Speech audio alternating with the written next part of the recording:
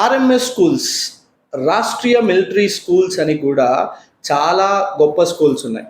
మన దేశంలో 5 స్కూల్స్ ఉన్నాయండి. హిమాచల్ ప్రదేశ్లో 1, రాజస్థాన్లో 2, కర్ణాటకలో 2, మొత్తం 5 స్కూల్స్ ఉన్నాయి.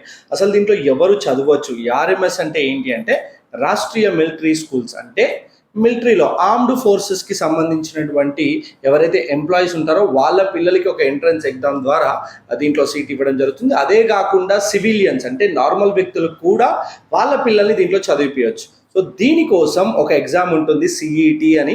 సో దాని అప్లికేషన్స్ ఏదైతే నోటిఫికేషన్ ఉందో ఆల్రెడీ రిలీజ్ అయిపోయింది.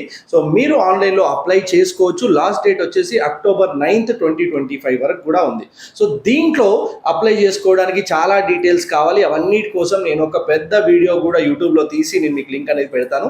సో దీంట్లో ఎవరు చదవచ్చు? కేవలం ఆర్మీలో ఉన్న వాళ్ళు, లేకపోతే నేవీలో ఉన్న వాళ్ళు, లేకపోతే ఎయిర్ ఫోర్స్లో ఉన్న వాళ్ళు మాత్రమేనా?